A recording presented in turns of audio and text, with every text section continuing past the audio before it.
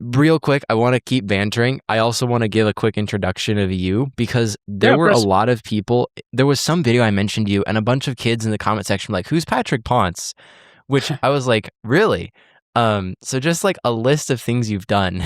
Obviously, you have a 3x3 single world record, which was that expected at the time? Like, did that feel and grasp when you got the single? Not at all. I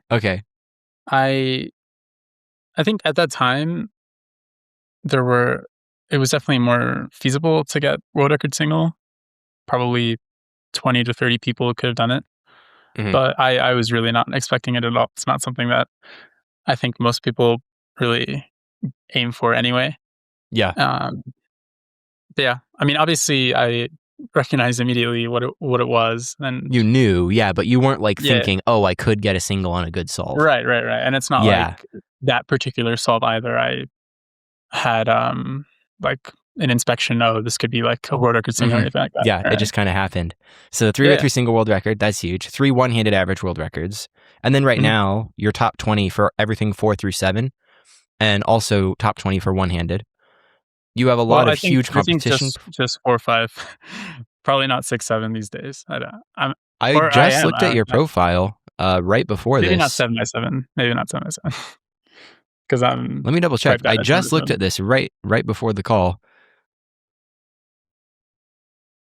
Maybe I'm hallucinating. Because 7x7 is 6 and 7. 6 and 7 are low. I was looking at NR, not world record. But very fast at the MINs. You won Euros in 22, and that same year second at North American Champs, and won 4x4 that year. Podium for OH at Worlds in 2019, won 3x3 US Nationals 2019. If you add up all your Nationals podiums, you have 17 US National podiums over the years, which is insane consistency. Yeah. And that's not counting Euros, that's not counting Worlds. Like I think if you tally up Euros plus Worlds, you're around 25 podiums at major championships. And then the last World Championship, obviously finals at 5 and 6. So you're extremely decorated. And a lot of people, I think, don't recognize that about you. Like there's Timon, there's Max, there's Felix. Like there's these people who are super recognized, but you're like very like, if there's S tier, A tier, you're like high A tier in terms of like how your competition performances and results are. So I guess I'm really curious. When I talked to Henry Lickner, he was like, "Oh, I just kind of like cube because I want to get better than I used to be." And I was like, "But you're like so good. I did watch that one. Yeah. Do the results matter?" He was like, "I mean, sure," but like he's not like hardcore grinding for results. Do the results motivate you? Is it the process that motivates you? Because you have a stacked resume, as it were, of things that you've done. Right.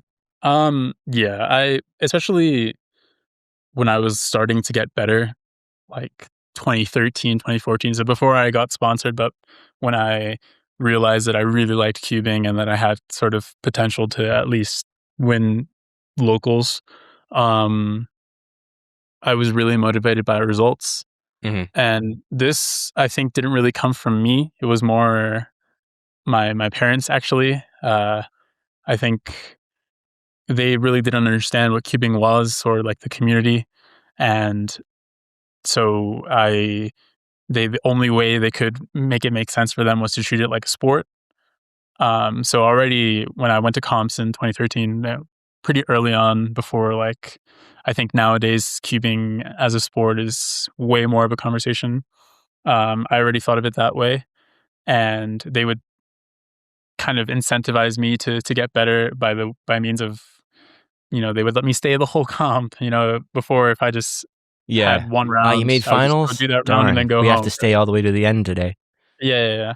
So that was a really big motivator for me when I was really starting, when I was truly a beginner, when I was learning a ton of things, and cubing a ridiculous amount because I was, 10, 11, 12 years old. And then even when I was more recognized in my area, I was definitely still 100% results. That doesn't necessarily mean that I was a super hard worker or anything. I think I did genuinely enjoy cubing. Just solving the puzzle and learning. I was so into just finding tutorials or explanations going on at the time, speed solving forums and more concept based things. I was really into that, and that was definitely a big aid for me in improvement. But the one thing that truly was the top thing for me was results, for sure. Was that common around when you were really pushing hard, when you were getting your early results, when you were focused on getting your first national podiums? I'm not entirely sure, to be honest. I'm from New Jersey, so I would go to comps in, the Northeast, and it just so happened to be a really, really competitive area. A lot of records being set, pretty tough podiums to make relative to, that era.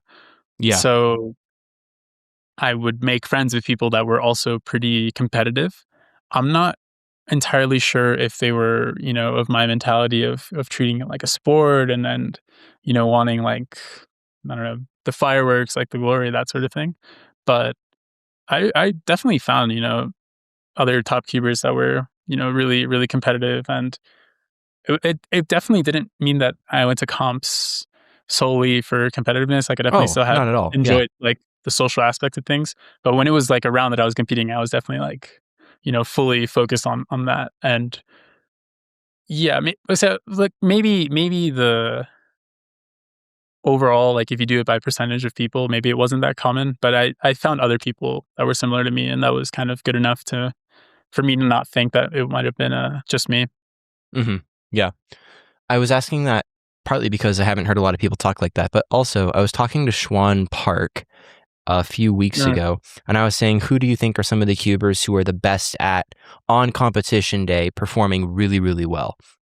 And he said the two people that come to his mind are you and Bill Wang, who just, when you show up, you can just like make stuff happen. Which, Bill, if you're listening, I would love to talk to you as well. I'm super curious to hear about like the stuff that you're doing now with 3x3, because like it sounds like you're still grinding super hard. But Patrick, it's like, I don't know. Timon had this one YouTube video he posted a few years ago where he was like, I finally beat my nemesis. Do you know this one that I'm talking about? Oh, yeah. Where he was like, I lost to Patrick at this one, and then I lost to him at this one, and I really wanted to beat him over here.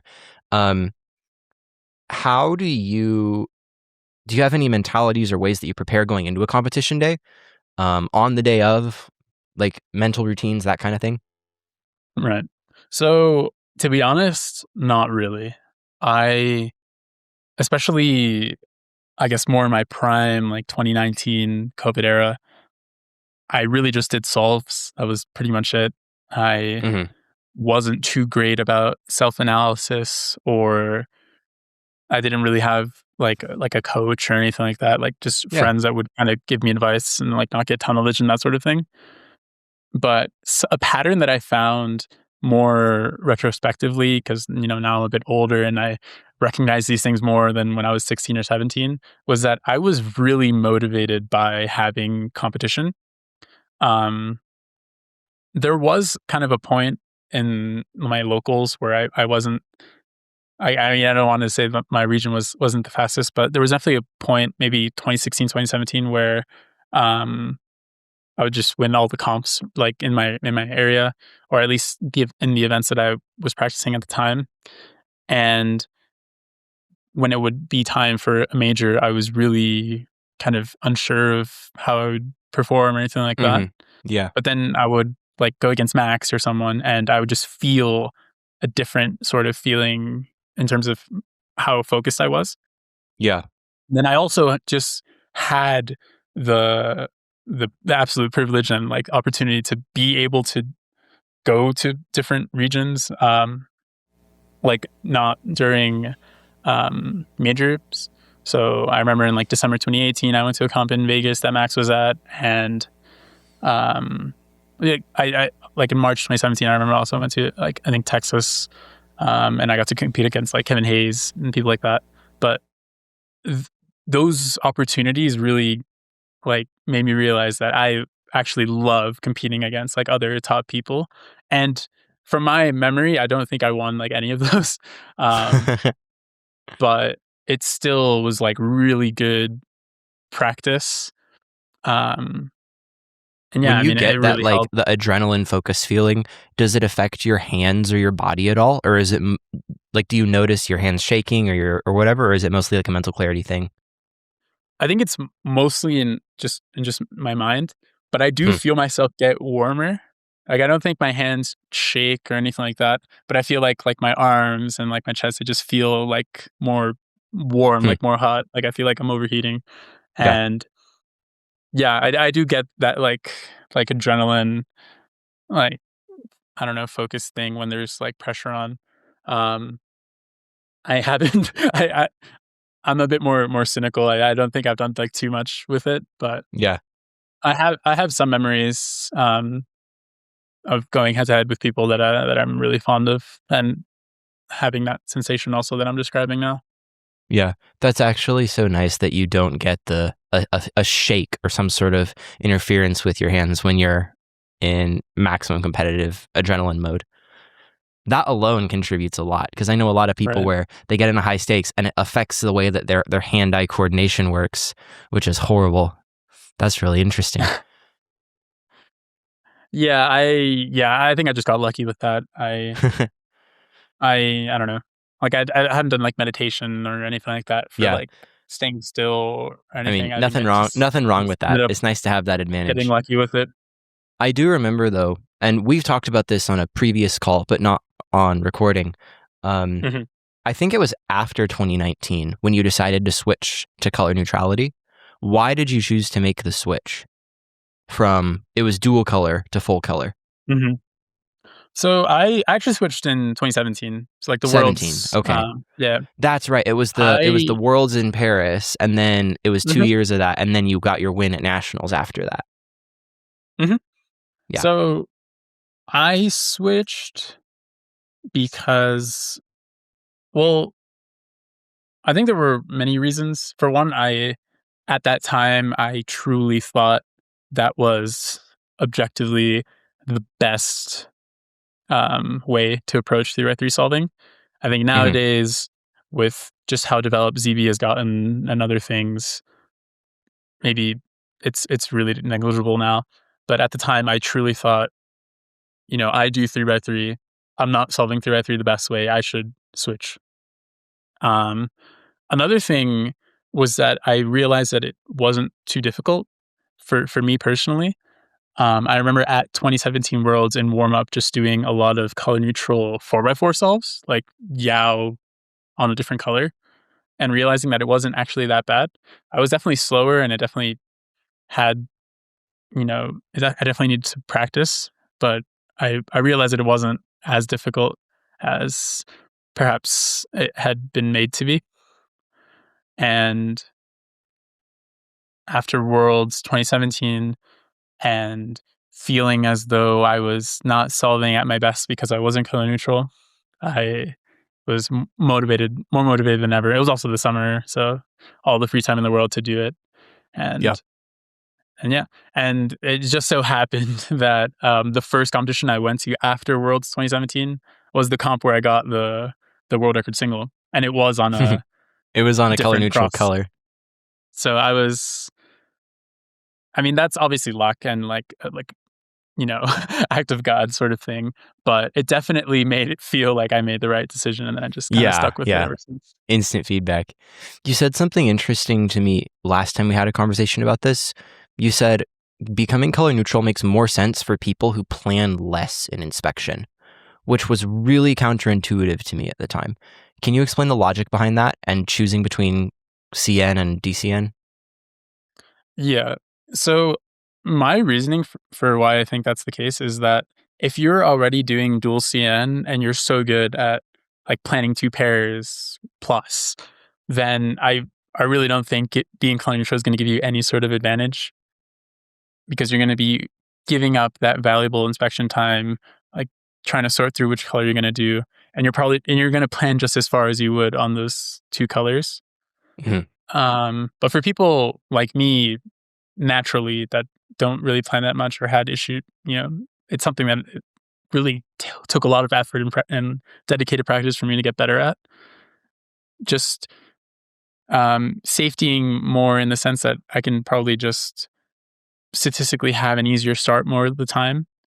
That probably was way more beneficial. And then later on, I did do the F2L practice thing.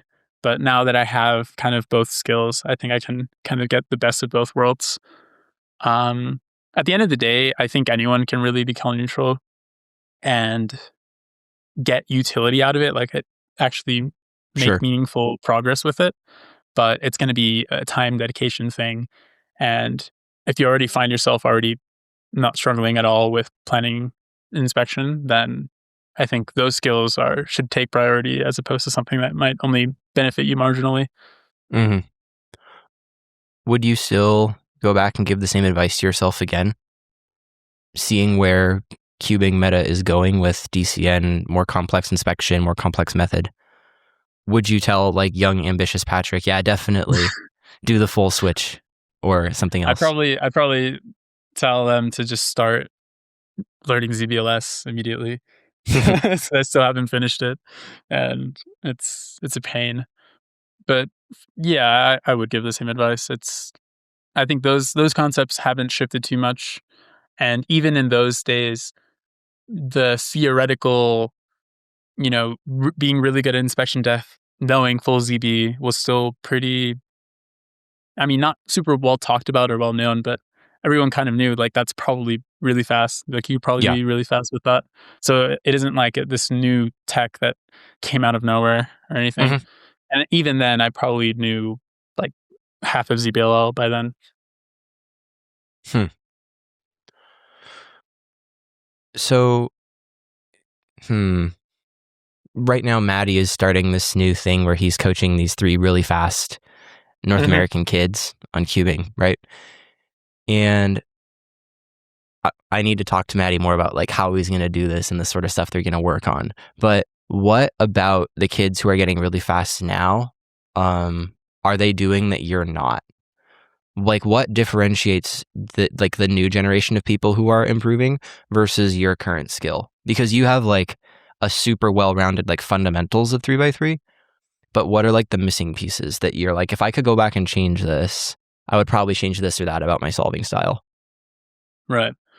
I think the new kids just have a way higher quality of information than I did when I started. Mm-hmm. When I started, it was really DIY improvement. Like, you could learn full OLL and PLL, but anything regarding F2L besides just learning better, move efficient ways of solving the cases. Yeah. That really wasn't discussed as much. And if it was probably just within those, top solving circles. I really just had to practice, walk through all of the top cubers, and then just figure a lot of things out on my own. Mm-hmm, mm-hmm. Whereas I feel like the people that are starting now, all this information is just there, and you're not going to waste time developing bad habits if you're giving all the good information. The other thing too is just practice. I just don't really practice anymore, and of course that's because I'm a bit older now. I don't take cubing as seriously as I used to. I see that even if I dedicate 100% more than I do now, I'm probably not going to be that much faster anyway. Yes, but I don't know. There must be some other factors that I'm not considering. I think I would imagine that the law of large numbers plays into it to some degree. Just more people are cubing, therefore the amount of people at the very far tail end of the bell curve just goes up in absolute terms. Right. Like, yes, there's the same amount of outliers percentage wise, but if you triple the amount of people who go to WCA competitions, you're going to have more people who get ridiculous results at the top end of the spectrum. Right, for sure. I think it's just a hard thing to quantify with our hobby because of like the luck side of things. Mm-hmm. There's so many people that have sub 4 singles. I really don't know how many of those are because they're really good solvers and they have good inspection depth, great recognition times. And I don't know how many of those are just because, they got like a really good skip. Right. And that is just 303 single, but you can kind of apply that to a bunch of different things, especially when you're looking at other events. Like big cubes, you can save so much time just by getting lucky, by getting good cases. But yeah, I think the main fundamental things are that cubing education is so readily available and accessible as opposed to when I started. And the practice. I think, all the time I've dedicated to like forming bad habits and doing things suboptimally, there's going to always be like some sort of that's always going to hold down kind of the theoretical optimal solving that I could do. Yeah. But at the end of the day, I could just improve still, right?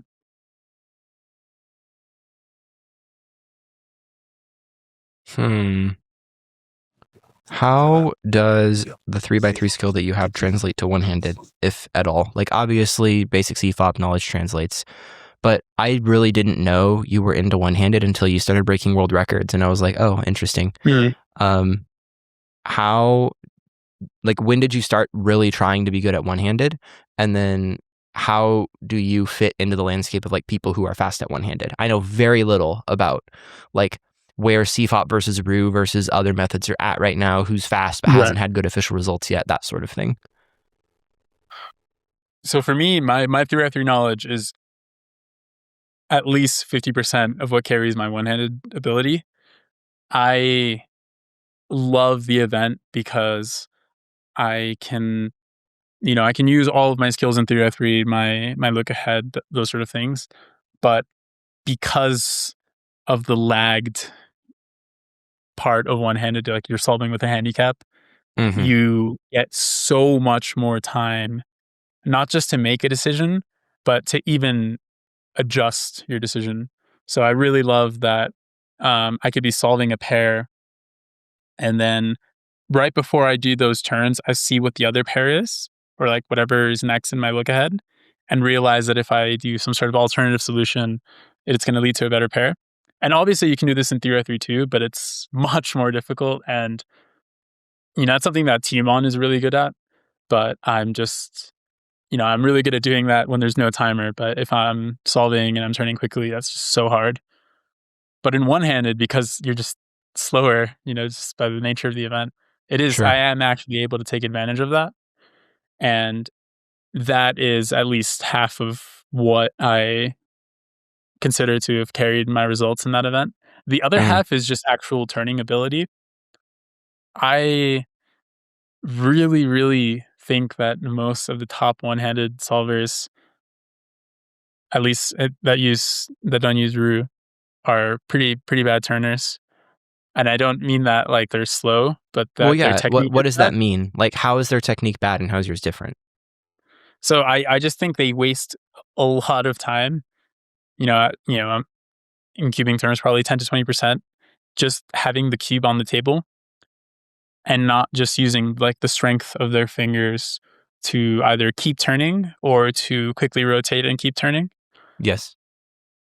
And even besides that, when they're actually turning, I still see some inefficiencies in that the fingers are just weaker, so that they like have to do some sort of like sway motion to put more of the weight of the cube into their hand instead of onto their fingers to keep turning. And again, these are pretty marginal things, but when you're already so fast, like world record is already, well under 8 seconds. This is pretty substantial. Even Drew, who has the single world record and uses CFOP, is still probably, half a second away from his potential just based off these turning things.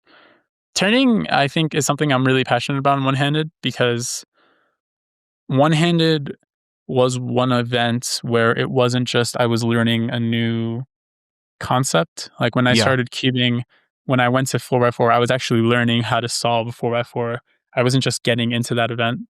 But with one-handed, I knew how to solve a 3x3. And, my hand works. I have the full motor function, so I can totally just turn the cube with one hand. But I remember even when I was, 10, 11, going and trying to find guides specifically for kind of each individual step. So the people that were really good at making content at that time were Weston Mizumoto, who was a former U.S. national champion, and Phil Yu. We all know Phil Yu. And I think it also just helped that these were people that were very, very intelligent and explain things in a very kind of just in a more educational way, breaking down concepts and throwing in tips along the way. So I remember finding Phil's OH turning tutorial and really, really understanding the mechanics, the concepts, everything. And he even had another video where he explained how to increase your one-handed TPS with like a exercise-based approach. Yep. And that I took those things really seriously. There was another cuber that I haven't mentioned, Antoine Canton, who's a former world record holder in this event. He also made a video about turning. And yeah, I just kind of combined all these things. And I think, especially if you're using CFOP, because obviously for real this isn't viable, you should have pretty strong fingers, especially, your turning fingers, so your index and pinky. And you should be minimizing the time you spend on the table as much as possible. And the people that do table abuse are, of course, not just, throwing the cube on the table and leaving it there for the whole solve, but there's definitely a ton of rotations that could just be, you just turn, right? Like you just rotate with the cube in your hand. So yeah, the turning thing, I think that's the most important, because at the end of the day, you can have all the good solutions you want, but if you can't actually turn the cube quickly, then it's not going to matter too much. So yeah, the efficient turning or the efficient solving and the turn speed, I think it really just kind of came together for me for that event. And before I even took one-handed super seriously, I had people telling me that. So that also was just a good kind of motivation to take the event. External validation that you're doing well at this, that you have potential here. Yeah, because I did like the event, and it was definitely one of my best events, but I never really took it, okay, like I'm going to practice this event, like I'm going to try to get a world record in this event, that the only event that I ever did that for was one-handed, or that I ever felt kind of able to even do that for was one-handed. The Cubicle has this prototype cube at the office where if you pick it up like a 3x3, and you just hold it like this and you try to do an M move, only the M layer moves.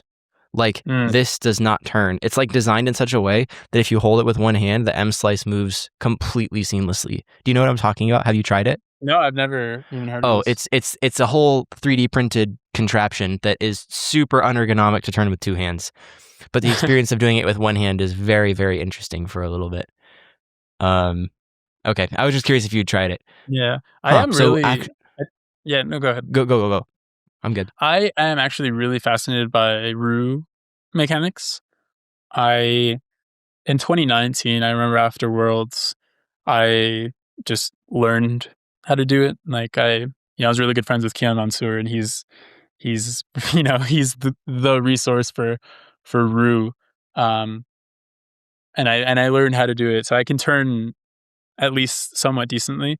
But these top Roux solvers are just another level when it comes to their efficiency and the knowledge of mechanics. And I think hardware is also just way, way, way more important for that method, for that way of solving. So I think my best Roux was like sub 12 or something like that. And of course, I'm also not accounting for the fact that I'm just not as proficient with the method. But yeah, I think I've heard, through the grapevine that I'm someone that's just like pro CFOP and doesn't appreciate Roux or anything like that. I actually really admire the method. It's just kind of not for me without, an insane amount of practice that I'm not not really willing to put in. So there's two camps here then. It sounds like you're saying that most top CFOP solvers are very under-optimized, but Rue, which would you say has better results currently? Like, obviously, CFOP has the current averages, like Max and Luke. World Championships, you see a mix. I mean, the last two Worlds have been Rue. I'm not honestly sure. I've kind of been out of the loop with cubing results, so I'm not. Okay.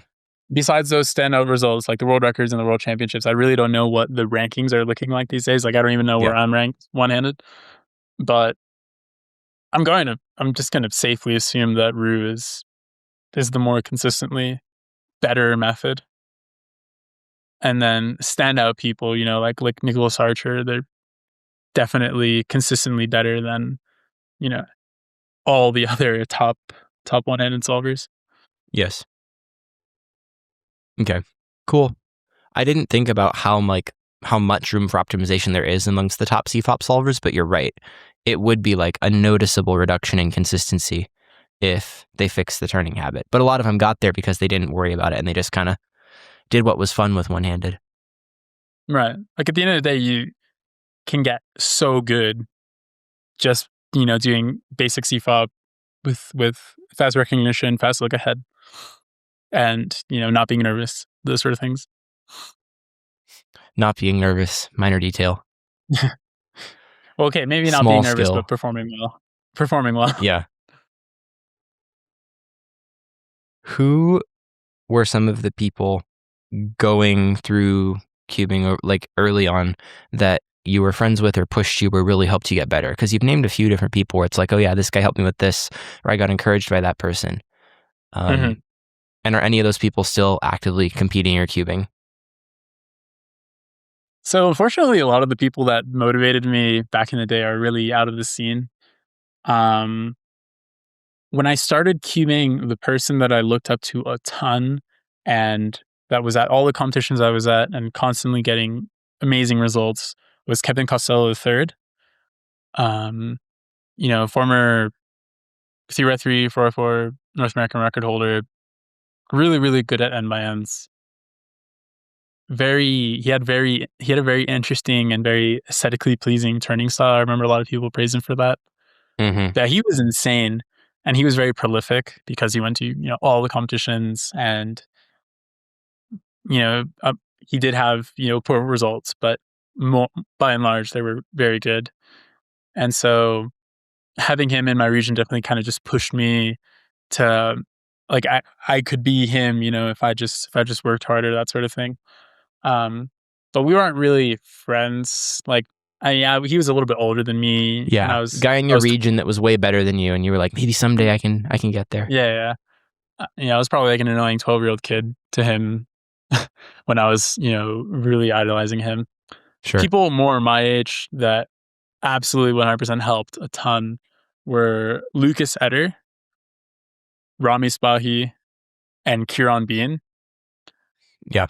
Those three, and especially those first two I mentioned, were insanely great friends to have because they were also just good friends of mine, Yeah, I saw all your stories. You and Rami are like still hanging out. Yeah. I saw him like a few days ago. But just talking on Skype hours a day, talking about cubing, racing each other, and being the same age. Those are all really important things for just having a good community, a good like actual inner circle. And it also just helped that these guys were insane. Both Rami and Lucas had 2x2 world records. Lucas eventually ended up being the first person to get a sub 5 3x3 single. Tons of NAR averages. They were also just really intelligent people. I don't, I can't really say too much now, but like they both went to like really good universities. They both have really good jobs. Like, they were actually really intelligent people. And I don't consider Lucas myself is in investment banking, and Rami has done a phenomenal early career into like solid software development. So yeah, they both have carved a path for themselves. I don't personally consider myself to be like a crazy intelligent person. So just be around them was really nice, and it probably helped, apart from cubing. But it really helped to just have friendly competition with those people. And then Kieran, although I didn't talk to him as much, I did actually still talk to him a lot in like 2015 on Skype, same sort of thing. And I think I really got motivated by him because he was, he's Irish, and at the time there weren't really competitions there, so he had to travel all the time. And so I totally got like the same sort of treating every comp like it's super important and, high performance, that sort of thing. I got that same sort of vibe from him. And he was also insane, really amazing, phenomenal big cube solver. And I remember one of those weekends that I was talking to him was when he got his first 6x6 European record. So yeah, it helped to be surrounded by, pretty fast people. And I still didn't have like anything to my name. I was really poor in competition, but those guys definitely helped. And nowadays, I'm really just good friends with Rami. We see each other once or twice a year. Kieran, if there's a Euros or something. Lucas, we haven't really kept in touch. But yeah, I guess Kieran, he's still cubing. Kieran is still killing a lot. Yeah. But for the most part, these people aren't really cubing anymore. Sure. Understandably. But tell me about Team Blind. When did you and Rami start doing Team Blind? Yeah, so I started doing Team Blind with Rami in 2015. It was just fun. I don't know. It was one of those things where we could cube together and it wasn't like super competitive. We were working together. It was really fun just making a ton of codes for OLL and PLL, other like F2L stuff, coming up with tricks, little optimizations for this event that wasn't even. How long did it take you to like get the basic communication system for like last layer algs and such? We did that in a day, I remember. Okay. The codes were already mostly made. He had done Teamline a lot previously with a different cuber, so we kind of just used their codes as like the starting point, and then changed stuff along the way, added new stuff in. But yeah, we just had a really long call and got all the stuff sorted. I mean, we DNF a crazy amount, but it was so much fun. And so when you do that over like 10 years later. That's amazing. When you do it over Skype, like how much I'm trying to imagine the flow of information, because if you're doing it over Skype, back when Skype was the thing, there's going to be like noticeable lag between when I talk and when you execute. Mm-hmm. So like, are you just like solving and explaining what you see as you solve and just hoping the other person doesn't make a mistake? And your solves were just assuming that you just like flow straight through? Yeah, exactly. It's I think we did it differently. I think before, when people were doing this, they weren't like the person giving the instructions wasn't turning their cube until the other person started the timer. Whereas we had the rule set where the caller could just do whatever they wanted. They could see ahead. Yeah, so during inspection, they're doing turns to like set up multiple moves. Yeah. I remember there was like a big debate about this. If whatever we were doing, it was just kind of our own category because it wasn't true team line. But it's not that serious. These things hardly matter, and we carried on doing it the way we did it anyway. Nowadays, now that like cubing contests exist and there's an actual standardized set that are user competitions, it's different. But that's more in person team line anyway, so it's also different because blind is advanced enough now that you can just have two blind people who have the same letter pairs, and then the event is just broken wide open. So I really like the way you guys do it. World's still won with the old way, so, and there were blinders there. I didn't know that. Yeah. Oh, that's cool. We won. Well, not me and Rami, but me and Avocado. We won using like the old system. Oh, is Ava still cubing as well? At least for Team Land, yeah. Cool. That's amazing. Her 4x4 video was like, I wanted to get fast at 3x3, but the 4x4 sub 40 video was the first like framework where I was like, I understand what it would take for me to get here, and I really want to do this. Oh, really? And it took me awesome. Like 6 years or 7 years or something. It took a while, but I like the most hyped for anything I remember being for a cubing achievement was my 4x4 sub 40 average. Like that I put so much work into getting, and it was like pre-COVID I tried and failed, and post-COVID I tried and failed, and I like that video did a lot for me. I still have the half center's bad habit because of that video, but I'm thankful that it exists anyway. Nice, that's awesome. If I see her, I have to definitely tell her about that. Yeah, that was an amazing video. Are you still trying to compete? Like, I know you said you're going to Euros. How competitive are you hoping to be at Euros? Right. So, honestly, this year has been pretty tough for me. I entered the year really motivated for the year and other things, and I really just didn't give enough, like the adequate amount of time to cubing as I probably wanted to. I was also just really lazy and kind of let some opportunities escape me around, late January, early February. And that was a pretty low blow for me. So I actually was on a break for a little bit. I went to a competition end of February. Mm-hmm. Did actually pretty decently, all things considered. But for a while, I just wasn't cubing. I didn't want to cube. I didn't like. I just, I was like, I kind of have these periods where I'm so detached from cubing, but it had been a while since I was really excited to cube and improve and do a build up into a major, and entirely due to just my own, my own things, my own decisions. I, kind of threw away those things, but now, I'm kind of over that. I've been cubing a little bit more. Euros is about, less than 3 months, 2.5 months away. So I think there's a lot of things to consider. I don't want to not take it seriously at all. I don't want to completely throw in the towel and just go and be a spectator, basically. Yeah. Because for me, last year Worlds, that was also pretty sad for me, honestly. It wasn't as if I had prepared super seriously, but I did take it very seriously. Just double check. Are we talking about the 3x3 semifinal? As a whole, I didn't make one-handed finals. I didn't make 4x4 finals. 3x3 semifinals actually went pretty good, all things considered. And the only kind of nice thing that happened to me at Worlds was that I got 8th in 6x6, and I got that with the PR average. Yeah.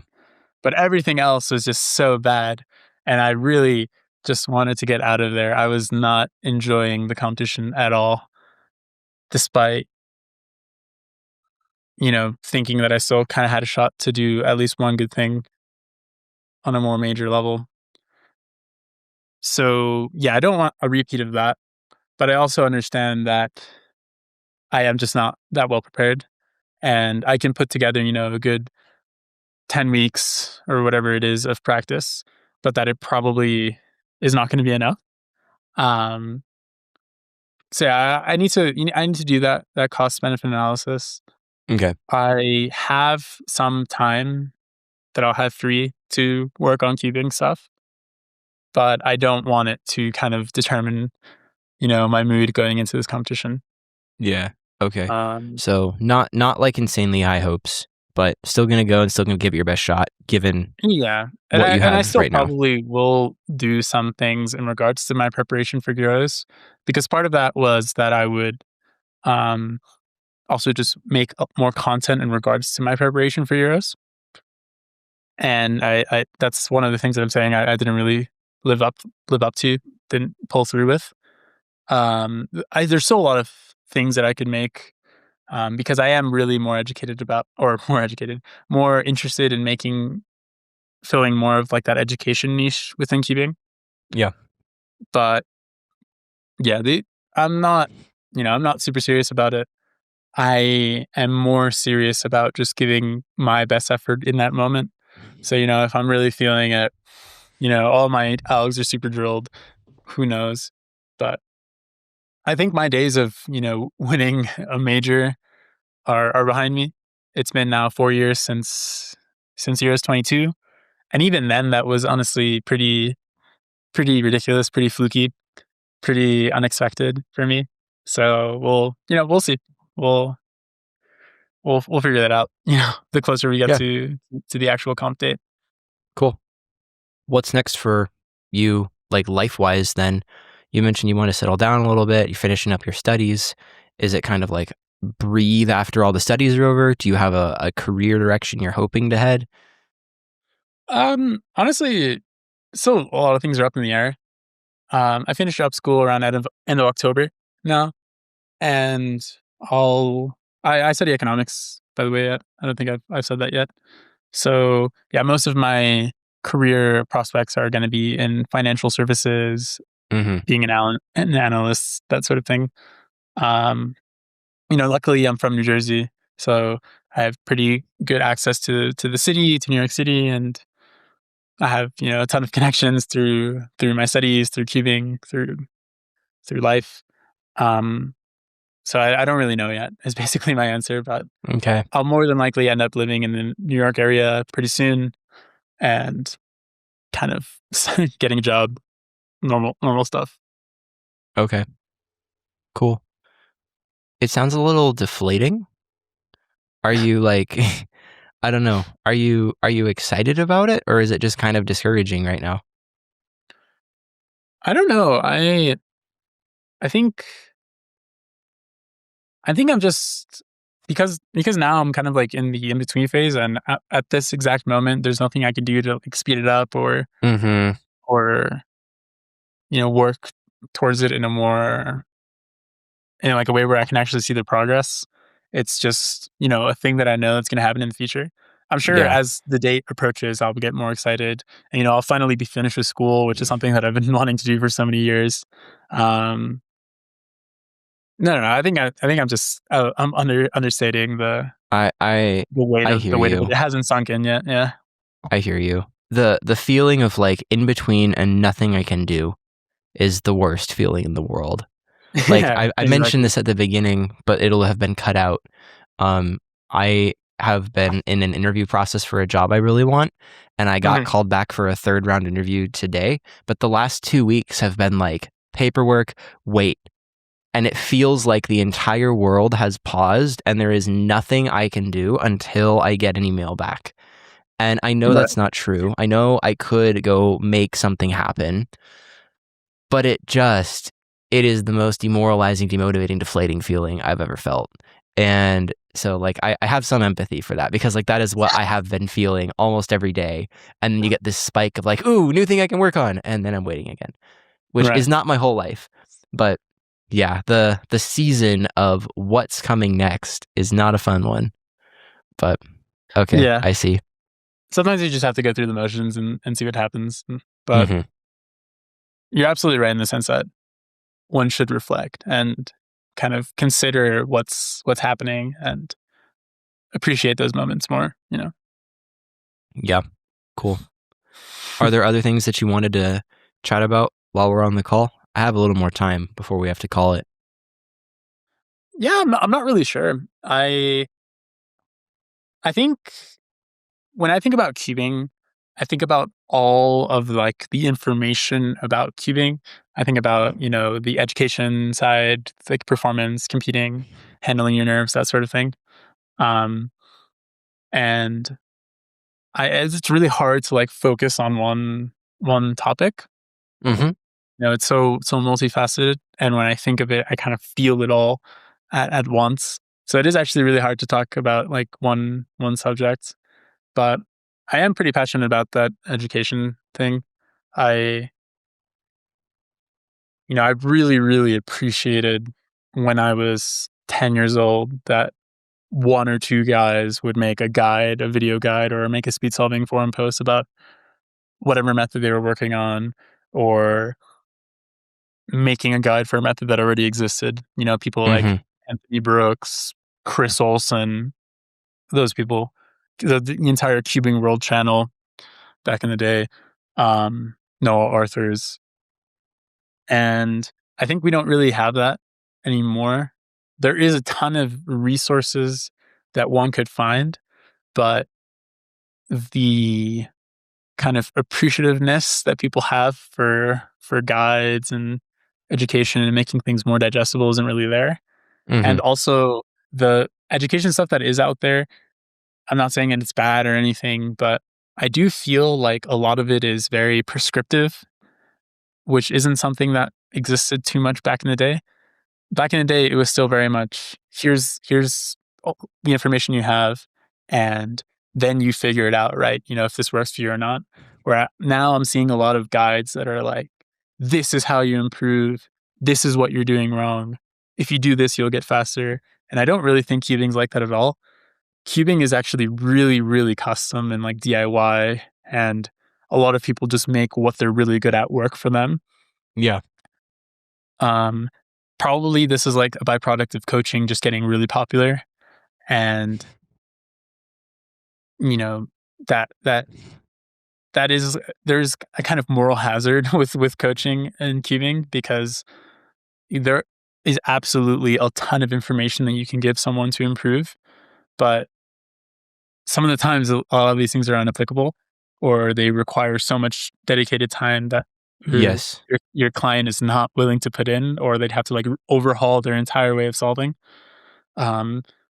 And the moral hazard comes in where you're not really sure if you're accomplishing the role of being a coach, or if you're helping this person at all, but you're like getting paid for it. It's kind of a messy thing. As someone that's been coaching on and off for 5 years now. But yeah, I mean, I think these are just like growing pains, and more centralized, accessible information in a more, you figure this out, you work on it on your own kind of attitude is going to be more available. But that's kind of something I've kind of noticed with cubing lately, especially if I see more modern, videos made within the last 6 months. Yeah, we kind of need.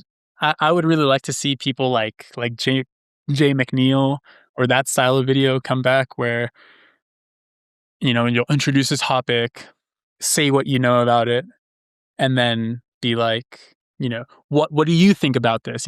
Tell me what your thoughts are about this approach, or that sort of thing, as opposed to, I don't know, this isn't a real video, but like 10 things to do right now and you'll be sub 15. Yeah, there's a degree to which that's just the nature of YouTube as a platform changing. Like the stuff that the algorithm will promote is different. But yeah, I totally know what you're saying. That's the same sort of thing with coaching, where the second you kind of add in the financial incentive of, you could get, pretty good views, you can get pretty good money from AdSense if you promote yourself in this certain way or make this sort of content, and like zoom in and out of your face and things like that. But yeah, I just don't think that's good education. And, I think the thing that kind of bothers me is that if you are a recipient of this, if you are a client of this, you don't really know that that you could get something better. You wouldn't even be able to recognize it or ask for something better unless you're super aware of how this works, or maybe you're a little bit older, more mature, and you can recognize this more. But yeah, I would really like to see how, or like theorize, ways to tackle this issue. For me, the only thing I think I can do right now is to just make tutorials and make them good quality and stuff. And I actually did try to start doing that with the one-handed series last year, but same sort of theme, I kind of just stopped making it, and I should kind of get back to it. Yeah, I was really proud of those couple of videos I made for the one-handed turning one you made was very, very good. I would say, yeah, just keep doing your own individual part. I'll occasionally make videos like that as well, but you can't really start a movement. You can only really do something on your own, and do it in such a way that other people are willing to copy you. But for sure. I think it's not like a... It could be worth it. I mean, when Jay McNeil, in 2018, 2019 was really pioneering coaching, and he had his newsletter and he had his free videos, I really felt like a movement growing there. And then things happen. The guy got bored of speed solving, but that could be something that somebody does, and that'd be really cool. Yeah, for sure. Cool. Well, then I ask everybody one final question when the conversation ends. What aspect of cubing gives you the deepest joy? Definitely performing well in a high pressure situation. So in a competitive high pressure situation, there's really nothing like it. When I think about, my best solves, like, when I was solving Euros finals, or I don't know, when I was getting my one-handed world record averages, that last solve of the first one, so 865, I can remember each individual detail as if it were, an hour ago. And I'm so thankful that that's the case, because there are tons of things, in my life that have been great moments, but, the memories are fading away, and and the details are escaping me. But for some reason with cubing, probably because it's something that happens, in less than 10 seconds, but yeah, I don't know. Those memories really just stick with me so much more. Mm-hmm. That's great. So yeah, I would say it's that for me. That's amazing. I definitely have some of those same feelings where I remember events in high school or college or as an adult where there's a giant competition for something like speech and debate, or a giant exam day, or a giant work event, or, in cubing, working super hard and then having a final that you really care about. That I've never experienced it to the degree that you have, but you're so right that the rush that you get and the feeling of like focus and just being alive while you're doing it it's so cool.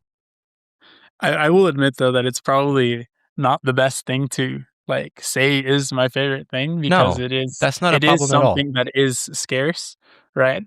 I don't think it's a problem. I think just that's being a fine honest. thing to It is say what, that you enjoy. yeah. There are plenty of people where that is what they enjoy about something. I think it's a bigger virtue to be honest about what you actually feel than it is to fake saying what is correct, because it helps other people think clearly, and it helps you know, well, this is how I operate. How can I find more situations like that?